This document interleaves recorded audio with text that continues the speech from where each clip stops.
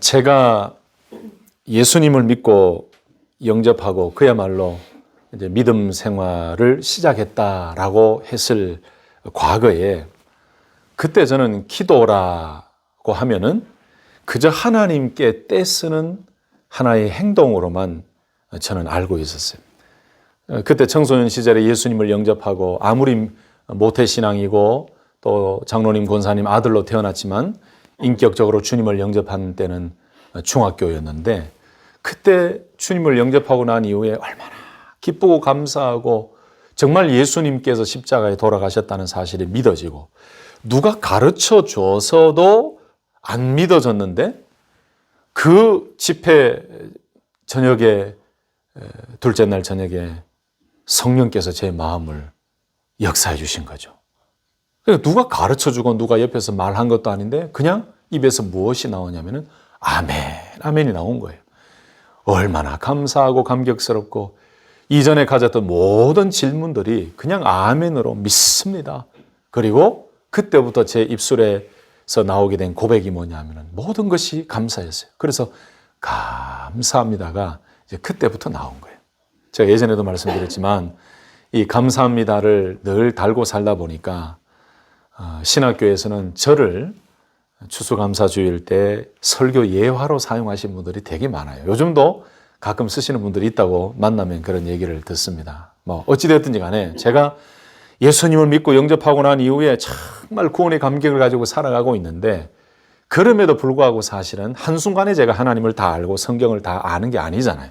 근데 그때 제가 알았던 기도라는 것은 그냥 보고 보았던 그 모습들이 그냥 간절히 눈물로 울면서 기도하고 부르짖어 기도하는 부모님의 모습과 또 성도님들을 보면서 자랐기 때문에, 기도는 그런 것인가 보다. 떼쓰는 무언가 있는가 보다. 이제 그렇게만 생각을 했어요. 그런데 조금씩 성경을 알고 말씀을 깊이 묵상하고 공부하고 신학교를 다니면서 깨달은 것은, 기도라는 것은 내가 원하고 바라는 것을 하나님께 얻어내고 쟁취하는 떼쓰는 것만이 아니더라니까요. 분명히 성경 말씀에서 간절히 기도하고 찾고 부르짖고 문을 두드리고 간구하고, 그것은 우리들에게 명령하시고 하라고 하신 말씀이에요. 그런데 기도라는 것이 그것만 있는 게 아니더라니까요. 결국 조금씩 성경적인 지식과 또 믿음이 자라다 보니까 기도는 마치 알라딘의 요술 램프처럼 내가 원할 때 뭔가를 떼쓰면은 내가 얻어내는 그런 방법이 아니라, 오히려 기도는 간구하고 부르짖으면서 하나님의 뜻을 찾아가고 하나님의 인도하심과 하나님의 마음을 깨달아가고, 그 깨달음과 알물 통해서 왜 기도하게 하셨는가, 그리고 그 기도를 통해서 내가 하나님 앞에 무엇을 하기를 원하시는가를 알아가는 또 다른 기도의 의미가 있다는 것을 제가 깨닫게 되었습니다. 여러분, 그래서 우리가 믿음 생활하는 모든 성도들에게 있어서 기도라는 것은 사실 왕도가 없어요. 끝도 없어요. 기도의 최고의 완성자도 이 세상에는 없습니다. 그래서 기도를 열심히 하고 기도를 통해 하나님의 은혜와 하나님의 깊은 인도하심을 깨달아 영적으로, 영성으로 깊은 분도는 많이 있을지라도 사실은 기도의 완성자는 없습니다.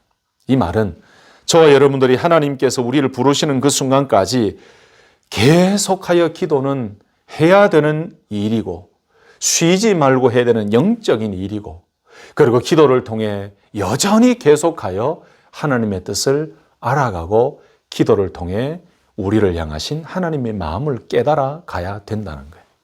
근데 신앙생활을 오래 하다 보면은 이게 착각이 생기죠. 또 매너리즘에 빠지기도 하지만은 또 영적인 교만함이 생기기도 합니다. 내가 신앙생활 이만큼 했는데 이제 신앙의 초보자들이 와서 묻습니다. 기도를 어떻게 하느냐, 성경에 대해서 물을 때에 가끔씩 우리가 살짝 어디로 넘어갑니까? 이 교만의 문으로 들어가게 돼요.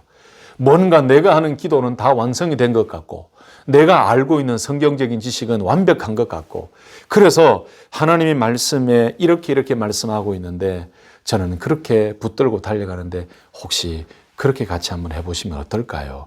이렇게 권면하고 도와드리는 것보다 내 기도의 방법이 내가 기도의 완성자다라는 것을 드러내면서 굉장히 영적인 교만함으로 나아갈 때가 있죠. 여러분, 절대로 우리에게 기도의 완성은 없습니다. 기도를 해야 된다는 것은 모두에게 동일한 것이고 기도를 통해 하나님의 뜻과 지혜를 알아가는 것, 그것이 우리 모두에게 있는 영원한 숙제이죠.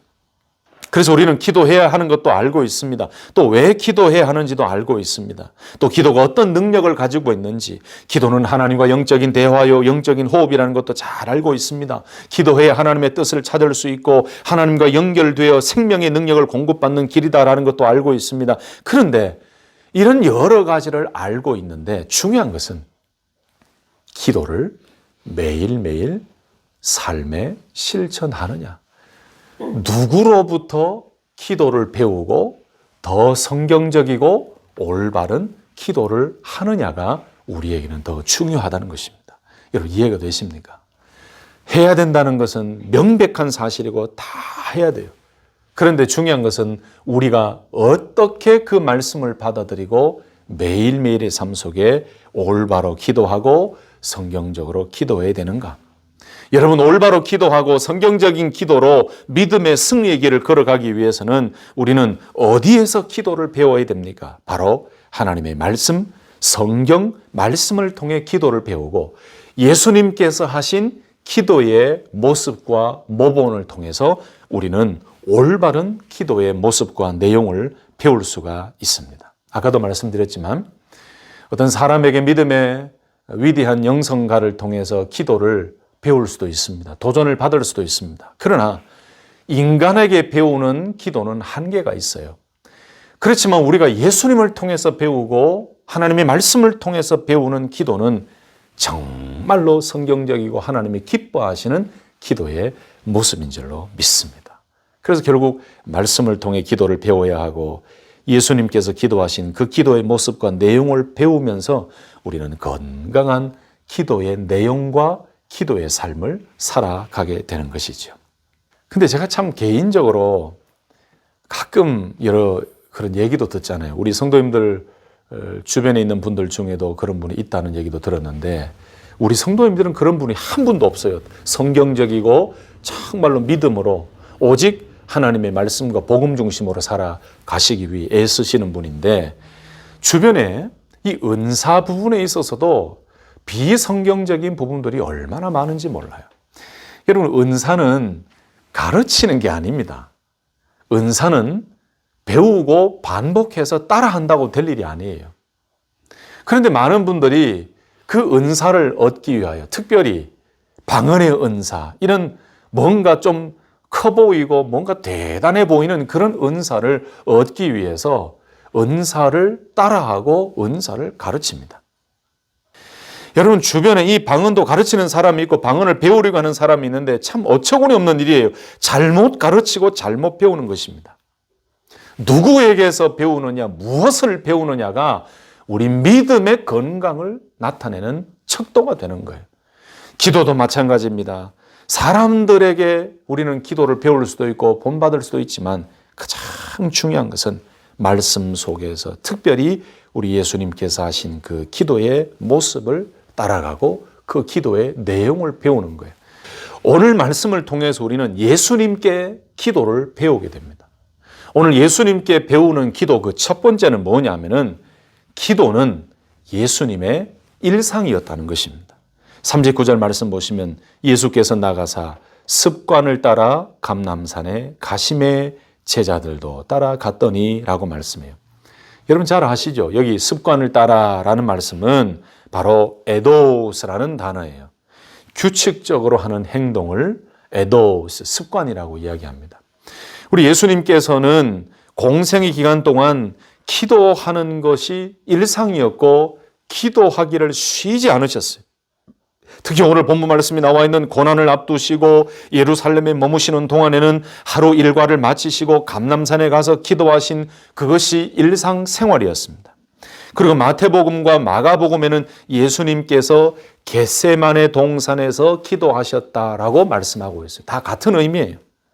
근데 특별히 누가는 습관을 따라 습관을 쫓아서 예수님께서 감람산에 가셨다라고 말씀하시는데 21장 37절 말씀 보시면 낮이면 성전에서 밤이면 나가서 감람원이라 하는 산에서 쉬시니라라는 이 말씀을 누가는 굉장히 깊이 생각했던 것 같습니다.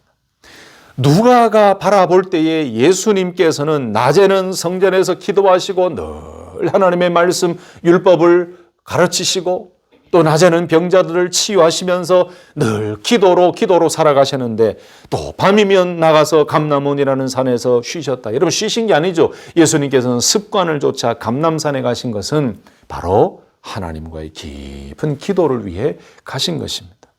예수님의 일상, 예수님의 삶이 기도의 삶이었고 기도가 예수님의 일상이었습니다.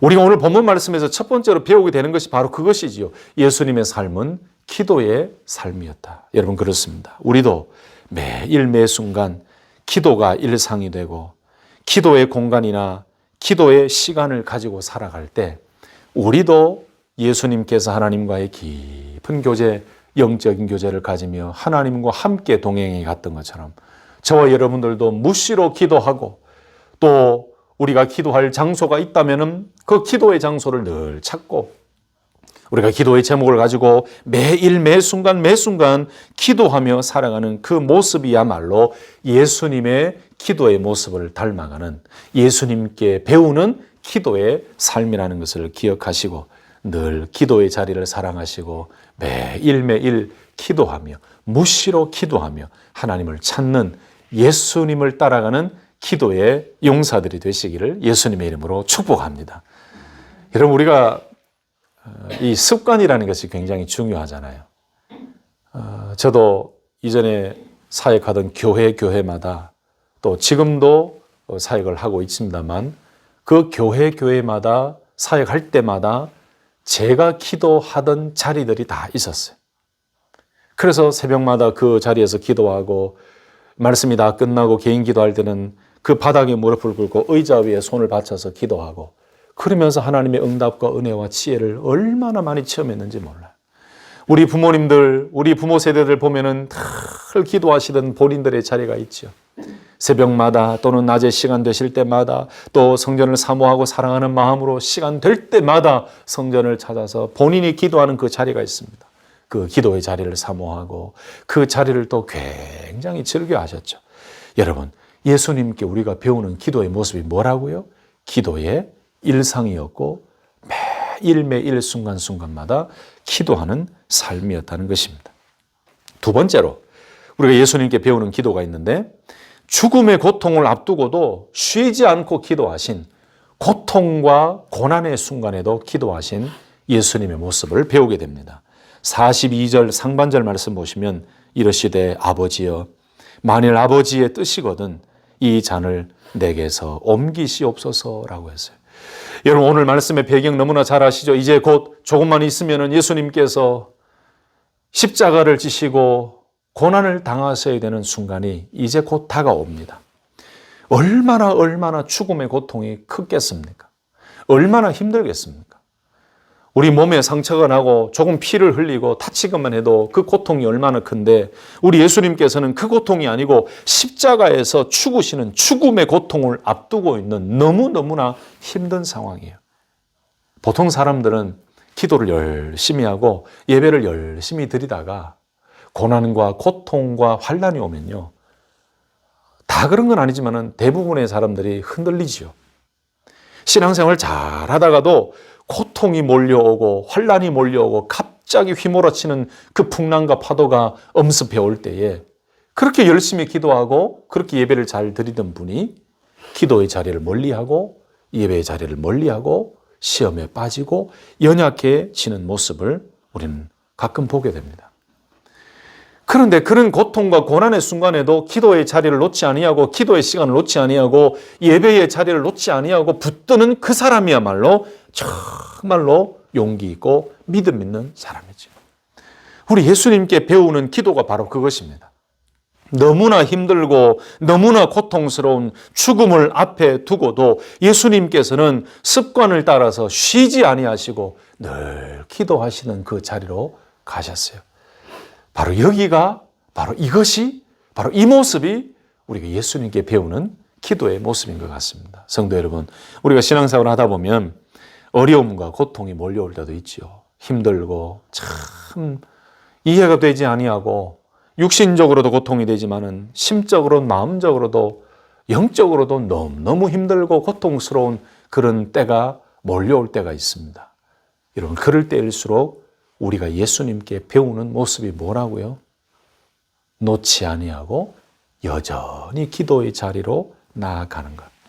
여러분, 그렇게 할 때 하나님께서 우리에게 승리를 주실 줄로 믿습니다. 여러분, 믿음은 바로 이건 것 같아요. 믿음 있다, 나는 믿음 있다, 나는 믿음이 크다, 나는 믿음이 견고하다라고 자랑을 하고 큰 소리 쳐도요, 정말 믿음 있는 사람은 말로 그렇게 하는 사람이 아니에요.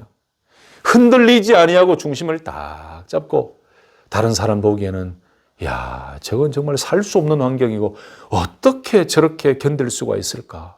이해가 안 된다라고 할지라도 중심을 잡고 그 고난과 고통의 환경 속에서도 늘 기도하던 그 자리로 나와서 기도하고 하나님을 붙들고 하나님 앞에 메어 달리는 그 모습을 유지해가는 그 사람이 믿음 있는 사람이에요. 흔들리지 아니하고 계속해서 그 자리를 지키는 사람이 믿음 있는 사람이에요. 바로 예수님께서는 오늘 말씀을 통해 우리들에게 그것을 가르쳐 주고 있습니다. 여러분, 이렇게 고통스러운 순간에도 주님은 기도하셨습니다. 이것이 예수님의 믿음이었습니다. 왜 이렇게 기도하셨을까요? 예수님께서 이 잔을 내게서 옮기시옵소서라고까지 기도할 정도로 예수님은 고통스러우셨어요. 우리 주님은 참 하나님이시고 참 신이시고 또한 참 인간이십니다. 그러므로 이 고통을 마음속에 가질 수밖에 없었습니다. 이제 곧 십자가를 지시고 죽으실 것을 알고 계셨습니다. 참 하나님이신 주님께서 그런데 왜 이런 기도를 하셨을까요? 그것은 하나님의 뜻을 몰라서가 아니라 하나님의 뜻을 알고 있었지만 실제적으로도 너무 고통스러운 마음이 참 인간이신 예수님 마음속에 있었기 때문에 이렇게 고백했다는 것은 하나님의 뜻을 거부하겠다는 것이 아니라 이런 자기 자신의 고통을 앞두고도 하나님 앞에 이렇게 토로하는 것은 하나님의 뜻을 앞두고 예수님께서 그 뜻을 더 깊이 받아들이기 위한 하나님과의 깊은 대화였고 교제였다는 거예요. 그럼에도 불구하고 고통의 순간에도 기도의 자리로 나아갔다는 것은 하나님의 뜻을 인정하고 받아들이고 그 뜻대로 하나님의 아들로서의 사역을 이루시기 위하여 기도로서 그 일들을 수용하시고 받아들이고 인정하기 위해 고통스럽지만 더 기도로 나아갔다는 거예요. 여러분, 기도가 바로 그런 것 같습니다. 우리가 고통과 환난과 어려움이 있을 때 하나님 앞에 기도하는 이유는 그 속에 하나님의 뜻이 있고 그 속에 하나님의 해결이 있고 그 속에 하나님의 지혜가 있다는 것을 우리가 믿고 있기 때문에 고통스럽고 고난의 순간에도 기도하며 하나님을 붙잡고 나아가는 거예요. 믿음 있는 자가 그렇게 할 수 있다는 것입니다. 세 번째는 예수님께 배우는 기도는 예수님은 하나님께 솔직하게 기도하셨어요. 솔직한 기도였죠. 42절 아까 읽었던 상반절 말씀을 다시 한번 보실까요? 이르시되 아버지여, 만일 아버지의 뜻이거든 이 잔을 내게서 옮기시옵소서. 얼마나 힘들고 얼마나 어려우셨으면은 만일 아버지의 뜻이거든 이 잔을 내게서 옮기시옵소서. 여러분, 이 말씀은 아까 좀 전에 말씀드린 것처럼 예수님께서 하나님의 뜻인 십자가를 지시는 그 일을 회피하고 거부하시겠다는 뜻이 아니죠. 어떻게 보면 아들이 아버지에게 응석을 부리며 아버지의 뜻을 조금이라도 더 깊이 이해하기 위해 하나님 앞에, 하나님 아버지 앞에 아들, 독생자 아들 예수님께서 그 자기 자신의 마음을 아버지 하나님께 솔직하게 드러내 놓는 그 기도의 내용 아니겠습니까? 만일 아버지의 뜻이거든 이 잔을 내게서 옮기시옵소서. 만일 당신이 원하신다면 이런 뜻이지요. 여러분, 마태복음에는 만일 할만하시거든 이라고 되어 있고, 마가복음에는 아버지께서는 모든 것이 가능하오니 라고 말씀합니다. 누가는 십자가의 고난이 과연 아버지께서 의도하신 것입니까? 라고 묻지만 그 속에 하나님의 뜻을 예수님은 알고 계셨다는 거예요. 그럼에도 불구하고 솔직하게, 아버지, 그럼에도 불구하고 힘듭니다. 너무나 고통스럽습니다. 이것을 고백하고 있다는 것입니다. 아주 경건한 믿음의 사람인 데이빗 맥킨타이어라는 분이 있습니다. 이 데이빗 맥킨타이어라는 분이 쓴 책이 있습니다. The Hidden Life of Prayer 이라는 책이 있는데, 뭐 그대로 번역하면은 기도에 감추어진 삶, 숨겨진 삶, 뭐 이런 뜻이겠죠. 그런데 한글로 번역된 책이 있는데, 제가 알기로는 기도 사용 설명서라는 이 제목으로 번역이 되었습니다. 그런데 이 내용을 보면은 아주 참된 기도에 대해서 짧지만 아주 강하게 어필하고 있습니다. 맥킨타이어는 이렇게 이야기합니다. 하나님의 순수한 임재 앞에서 무릎 꿇는 사람이 솔직한 자세로 그분을 대하는 것은 당연한 일이다라고 이야기를 해요. 그리고 우리는 하나님께 말씀드릴 때 일종의 고정관념에 사로잡혀 말씀드리는 경향이 있습니다. 그러다 보니 우리의 감정을 우리의 말에 다 담아내지 못하는 경우들이 생깁니다. 그러나 우리가 그분 앞에서, 하나님 앞에서 완전히 솔직해지는 것이 가장 좋습니다. 우리가 정말로 하나님을 생각하면서 하나님께 말씀드린다면 하나님은 우리가 하고 싶은 말을 무엇이든지 하도록 허락하실 것입니다. 라고 이야기하고 있습니다. 여러분, 시편 42편 9절에 보면은 내 반석이신 하나님께 말하기를 어찌하여 나를 잊으셨나이까 하리로다 라고 말씀이 나오거든요. 그런데 만일 이 시편 기자가 여호와여, 주께서 잊으실 수 없습니다. 주께서는 내 이름을 주의 손바닥에 새기셨습니다 라고 말했다면, 여러분, 그건 더 점잖하지만 좀 덜 솔직한 표현 아니겠습니까? 좀 이해가 되십니까? 그러니까 맥킨타이어가 이야기하는 것은 결론적으로 뭐라고 이야기하냐면은 진실하게 말해라. 그것이 기도다라고 이야기했어요. 솔직하고 진실하게 하나님 앞에 말해라. 그것이 기도다. 맥킨타이어가 이야기했던 건 바로 그건 것 같아요. 우리가 신앙생활을 좀 하다 보면요, 좀 고상한 기독교적인 용어를 가지고 기도할 때가 참 많지요. 그런데 여러분, 내가 죽게 생기고 내가 하나님 앞에 진실로 고백하고 진실로 하나님의 은혜와 하나님의 그 기적을 경험하고 찾아야 되는데, 우리가 고상하게 온 우주 만물을 창조하시고 부터 안 해도 된다니까요. 오늘 예수님께서 기도하신 것은 무엇입니까? 솔직하게 기도했잖아요. 힘듭니다. 할만하시거든 이 잔을 좀 옮겨주십시오. 여러분, 우리가 언어가 어떻든지 간에 하나님이 보시는 것은 우리의 마음인 줄로 믿습니다. 우리의 솔직하고 진실하게 하나님 앞에 뭔가 미사역을 붙이고 완곡한 어법을 가지고 무슨 문법에 맞느냐, 아니면 정말로 고급스러운 단어를 쓰느냐, 그것이 아니고 하나님 앞에 내 마음이 있는 그대로를 솔직하게 내어놓는 거예요. 제가 신학교 다니면서 한 친구를 굉장히 미워했습니다. 그 미워한 이유는 기도하는데, 점심시간에 채플실에 올라가서 저는 정해진 시간에 기도하는데 이 친구는 늘 기도를 방해하는 거예요. 막 고함을 지르고 너무 소리를 지르는데 어느 날 한순간 제 앞에 앉아가지고 기도를 하기 시작하는데, 하나님 그러실 수가 있습니까? 하나님 정말 그러실 수가 있습니까? 이렇게 기도하는 거예요. 저 친구 왜 저러나? 하나님 정말 너무하십니다. 하나님 나한테 왜 그러십니까? 하나님 그러실 수 있습니까? 이러는 거예요. 저 친구는 너무 교양 없이 기도하는데, 이렇게 제가 기도하면서 그 친구를 미워하고 이상하게 그 친구를 낮게 보게 된 거예요.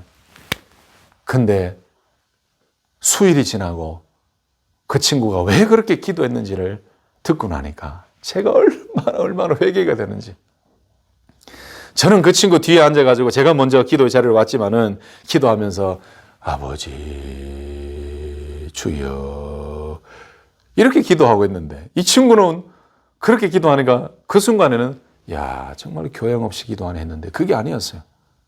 제가 깨닫고 나고 나는데 얼마나 하나님께 회개했는지 그 친구가 하나님 앞에 더 가까이 간 것 같았습니다. 예수님의 기도가 바로 그것이었죠.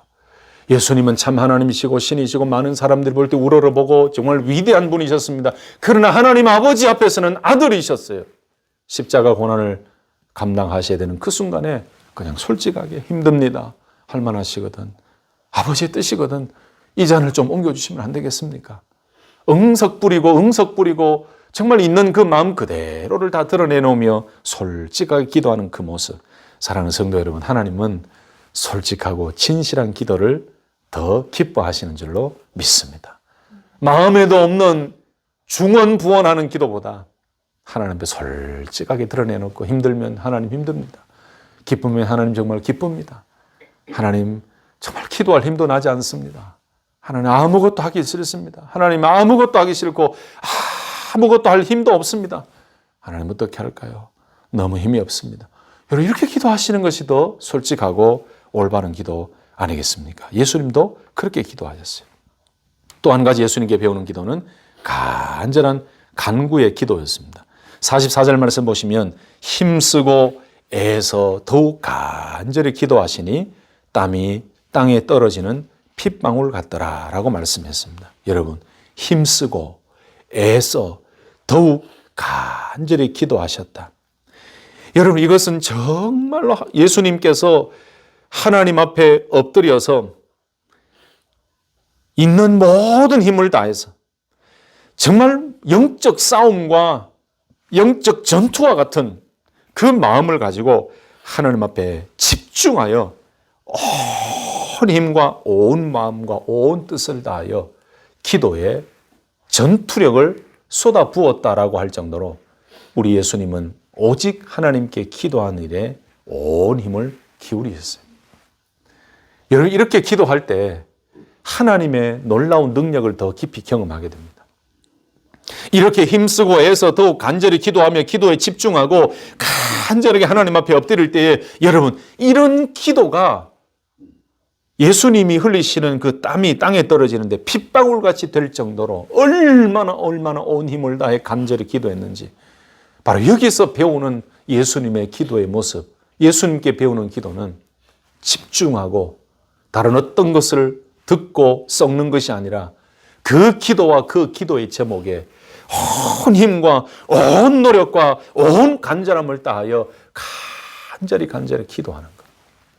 예수님의 기도는 집중하는 기도였습니다. 힘쓰고 애써 더욱 간절히 기도하시는 기도. 여러분 저희들도 이렇게 세상 소리 한쪽 귀로 세상 소리 듣고 한쪽 눈으로 세상을 바라보고 한쪽 입술은 없습니다만은 반쪽 입술을 열어서 성경적이고 거룩하지 않은 말을 하면서 한쪽을 다 열어놓고 하나님 앞에 기도의 자리로 앉아 있는 것이 아니라 우리가 기도의 제목을 가지고 기도하는 그 순간에는 온 기도하는 일에만 힘쓰고 온 기도하는 제목에만 힘쓰고 간절히 기도하고 집중하여 예수님의 기도처럼 집중하고 간절히 기도하여 하나님과 깊은 교제와 능력을 경험하는 우리 귀한 성도님들 되시기를 예수님의 이름으로 축복합니다. 오늘 이 말씀 가운데 예수님께서 우리에게 가르쳐주신 기도의 모습이 많이 있죠.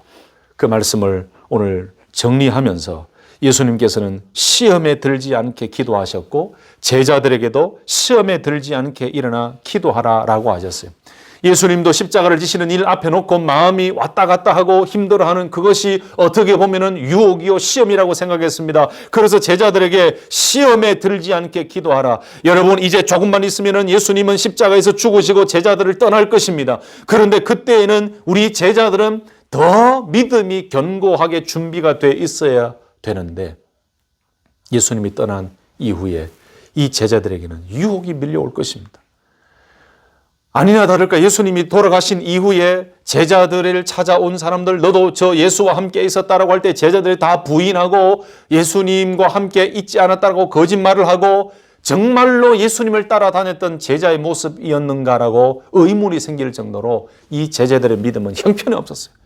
그런데 오순절 마가의 다락방에 성령이 임하시고 제자들이 변했지요. 그리고 성령 충만하고 놀라운 능력을 받고 난 이후에 복음을 전하며 목숨까지도 내어놓고 주님을 선포하는 자들로 변화되었습니다. 예수님께서 왜 시험에 들지 않기를 기도하라고 하셨는가? 바로 조금만 있으면 이 제자들에게 예수님이 떠나시고 나면은 그 많은 시험과 유혹과 어려움들이 제자들에게 다가올 것이기 때문에 그것을 미리 보시고 우리 제자들을 예수님처럼 예수님이 기도하시는 것처럼 기도의 훈련을 시키시기 위하여 제자들에게 그렇게 주문을 하신 것입니다. 시험에 들지 않도록, 유혹에 빠지지 않도록 예수님께서는 기도를 명하셨고 예수님도 그렇게 기도하셨다는 것이죠.